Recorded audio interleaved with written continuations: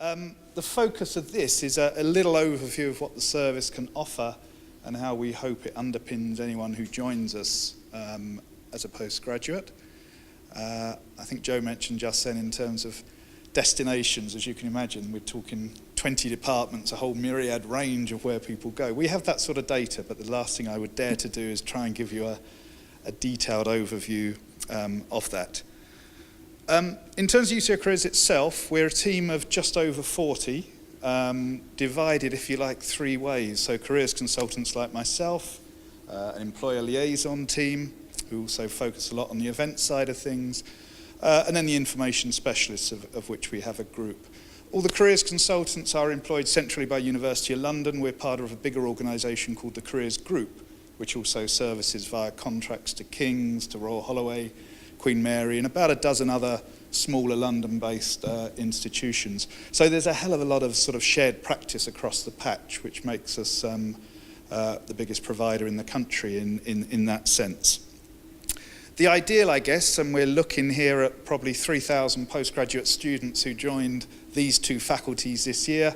The ideal is we sit with everyone in turn and carefully manage with them their career aspirations. The reality, of course, has to be slightly different. So it's trying to put together a platform of activities and opportunities and so on that individuals can engage with. But crucially, it's that art of trying to help people think about how can they research and manage their career activity. And I think that's where our core expertise lies. It is not enough to simply pass on information, certainly in my opinion. And I think we've seen that as a successful model in the group over the years. Just give you some statistics, just to give you an idea for these two faculties. This is looking at specifically postgraduate taught statistics. So, as I say, probably about 2,200 students will join this year in these two faculties. This is based on the Destination of Leavers of Higher Education survey, something that every institution has to carry out as a government requisite. And it really is simply a case of a census. I say simply, it's not simple to the people who run it, but it is a census of destinations 6 months after graduating. Okay? The latest data we can get on postgraduate is based on those who completed in September 12. But it obviously gives you an idea of the typical direction. And across both faculties, that would be the case. The majority, as you can imagine, have moved on from initial postgraduate study into work. The funnel, say, of undergraduates be something like 30-35% going on to master's programs and beyond. But obviously, as we get here, things get that little bit narrower. Unemployed stat would ideally be zero. I mean, that's a fact that we will always have the challenge for, what there is represented by about 60 individuals, people who within that initial 6-month snap haven't yet sorted out something specific that they've gone on into. Longitudinal studies I've seen in the undergraduate context and so on would see something like that reducing down to about 2% within 2 to 3 years. So the paths are there, and I would still maintain a lot of the work we do with students is focused on that sort of longer term understanding of where they can and how they can plan their career. So a few things I just want to cover here is how does UCL Careers support postgraduate students? Look in particular at employer connection that we offer. Looking at the one-to-one services that we offer that are particularly tailored, and looking at the seizing and creation of opportunities by individual students, which is a very, very important theme to me. Ooh, I've obviously done something. So, looking at events and workshops now, I mean, we are spoilt in a way at UCL. Anyone who's been an undergraduate here might have got a sense of the volume in terms of employers who are on site at UCL. Typically, we, along with maybe 14, 15 other institutions across the country, will be on the A list, if you like, of marketing budgets of employers across the country. And that's that initial advantage that people will come to us. They will come to our events, they will want to buy space to deliver presentations, they will want to come on skills panels, they will want to have a drip feed of presence on the UCL campus. So in that sense, we are spoilt, but the key message then is how do individuals engage successfully? Just to go back to events in general, typically we will have the heavyweight fairs. I cannot pretend that the 5 or 6 major themes are perhaps less orientated to these two faculties who we're representing today, But there will be a lot of individuals who might want to go into management consultancy, to law, to some aspects of finance, from a base of an arts and hums or a social and historical sciences degree. Those fairs take place in October. We probably have about 350 organisations on site delivering at them. Company presentations they will pay for to promote individually. So probably about 100 of those during the course of the autumn term. All of these opportunities for networking that people ideally would take.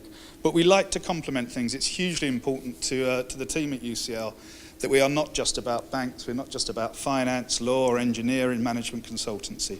Can't pretend that with the fairs, but certainly the themed weeks represent a very effective way of cutting across those more heavyweight sectors and ensuring that we have weeks dedicated via employer forums, by talks, by other activities to themes such as heritage, media, academia, government and policy we're in the middle of, and so on, environmental, charities, NGOs, and so on.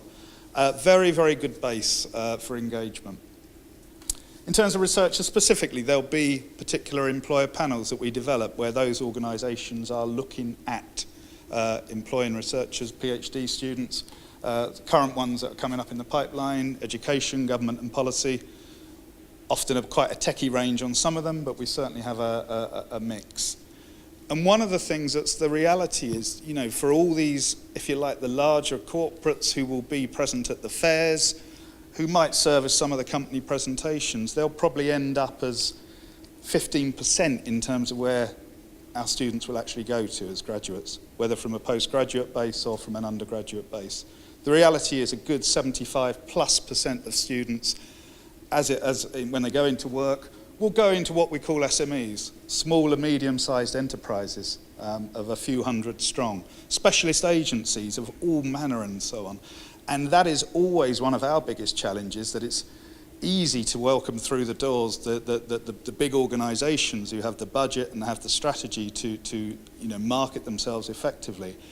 But using our the intelligence we've got from the destinations data I talked about, building up as strong networks as we can, we put a great emphasis on trying to connect with the smaller organisations and helping individuals with slightly more niche aspiration, if you like, sometimes, reach them. And that's a very, very important concept to us.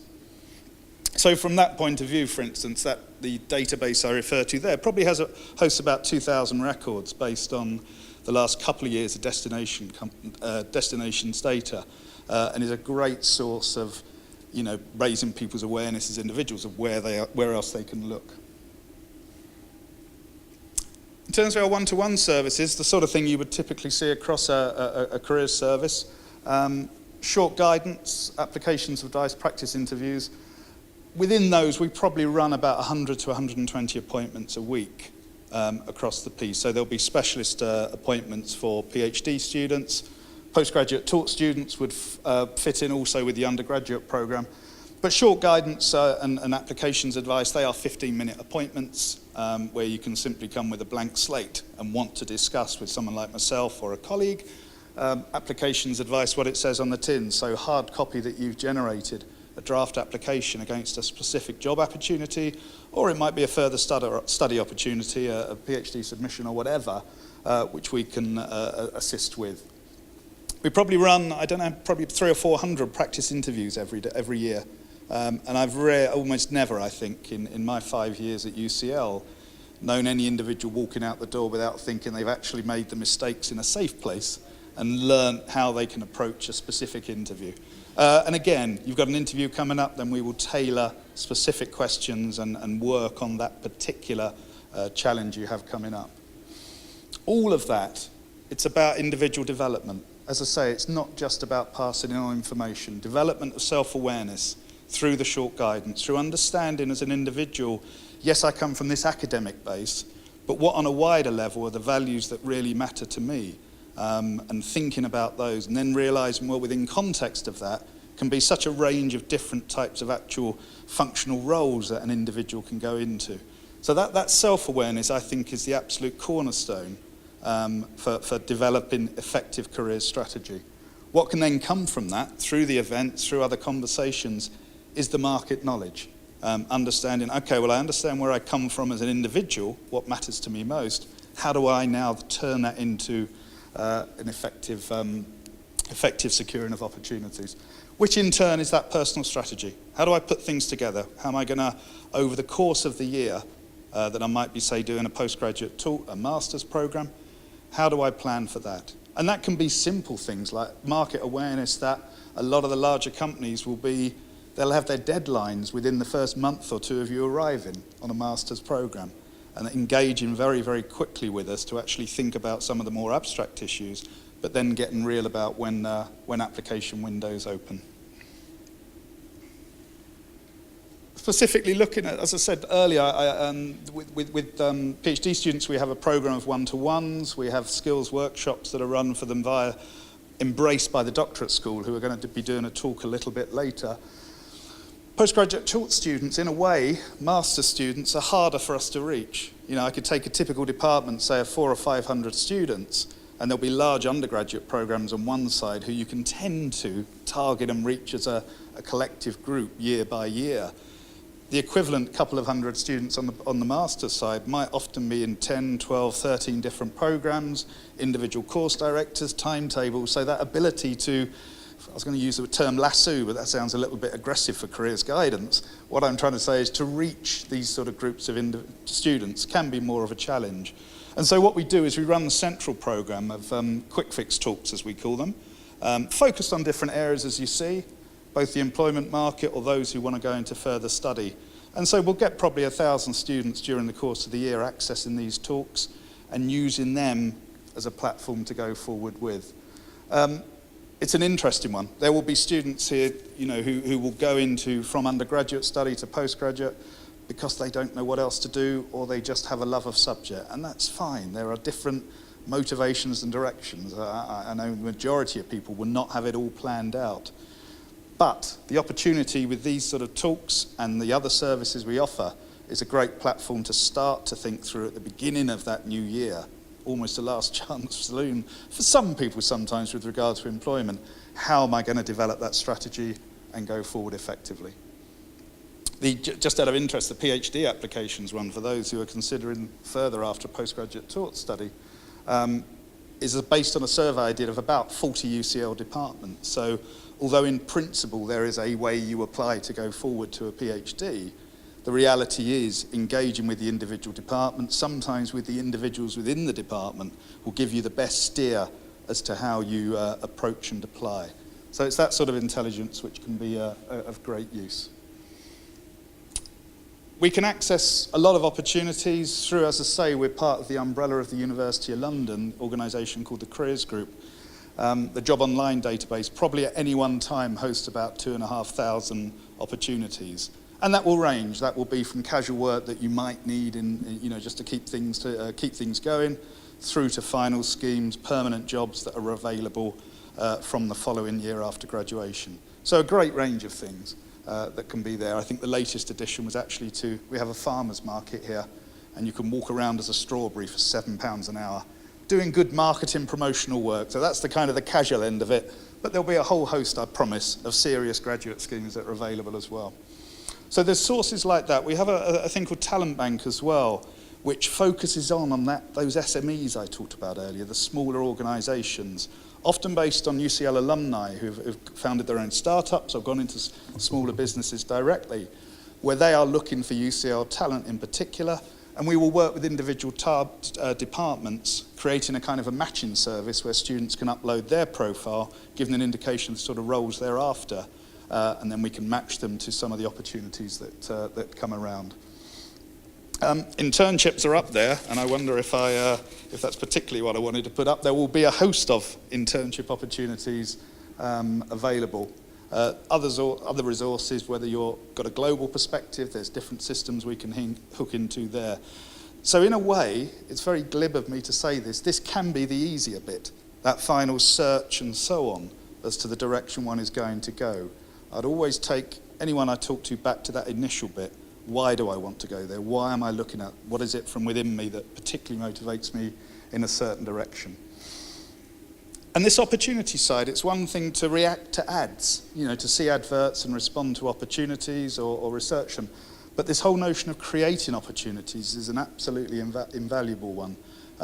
Something like probably 45%, we think, of opportunities that certainly the undergraduate markets go into, graduate level work, undergraduate students, actually aren't formally advertised. They're almost what we call rather dramatically a hidden job market, which is rooted in initial networking opportunities, small projects that have grown into other opportunities, a whole range of ways that one can approach. So this approach of researching effectively, of using networks, and it's not all about clinking glasses at formal events, but just thinking about personal networks, thinking about networks within UCL, thinking about other people you've worked with as an individual. All that forms an absolutely vital part of the individual strategy, which I would always be there to help with. And that can turn into the speculative approach. As I say, it's not just the ads, it's offering yourself to meet, to discuss, to understand a little bit more, which is great sort of market intelligence development, but actually the fine thread is something that could lead to something stronger. So that side of things, that creation of opportunities, even if they're not specific ones, but trusting that one is on an effective journey, is a very, very valid route as well. Just a shot of our jobs database. I'm going to finish with that, I think, because, as I say, that is part of the platform that we offer. I think it really is about individual engagement with the opportunities that are on offer in terms of fairs, in terms of events, in terms of one-to-one support, whatever it might be. I would like to think, and I've seen it proven over the years, that we've delivered on that for quite a number of years at UCL Careers and are an expanding and respected force. So I do look forward to, if and when you decide your future plans are going to be here, engaging with you. So thank you for your time. Has anyone got any questions or follow-up on anything I've said? Yes, please. Two, okay.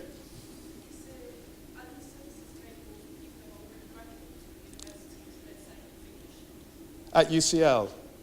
Yeah, thank you for that, because we do offer a service where when someone has completed, they will still get 2 years free access to everything I've talked about. So we have a group called Grad Club, which offers that.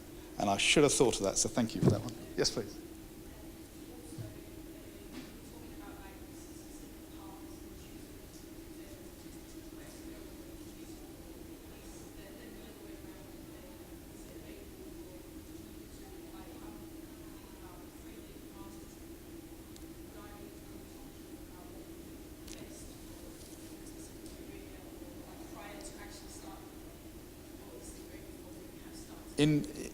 Officially, it's when people have started, they would engage with the career service as part of the service.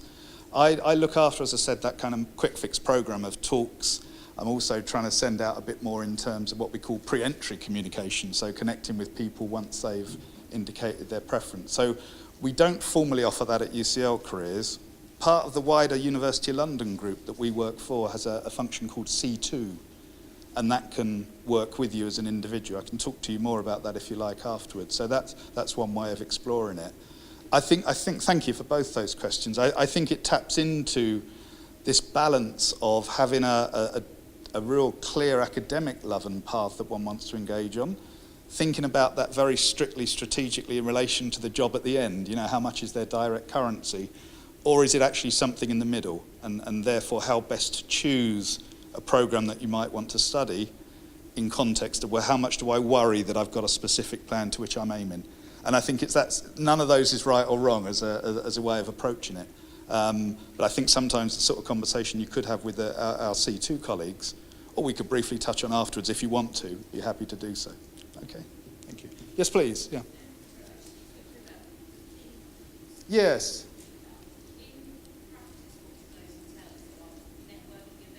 It will. Yes, it is. It is a week, and as I say, our government and policy one has started. I don't have a detailed example, but if I can think of, say, a museums and heritage one run recently, that example would have had 3 different employer panels, probably 90-minute, 2-hour panels, where we would have 4 or 5 speakers around different areas. So specifically at museums, a focus on heritage, a focus on arts administration. So that might be one way, and then we would often have a recruiter from an organisation such as that, perhaps doing CV checks, We would have possibly a careers consultant or an external speaker doing an overview of the sector. We might build in one-to-one appointments for those who particularly want to focus on that area. So it will be a mix like that.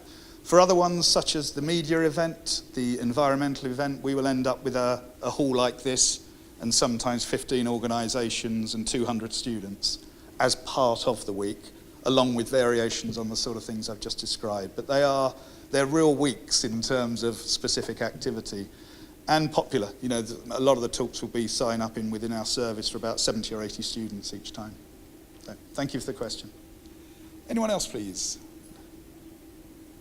No. I will thank you for your time today. Very good to see you all. Thanks for coming along, and good luck with your research into your next steps. Thank you.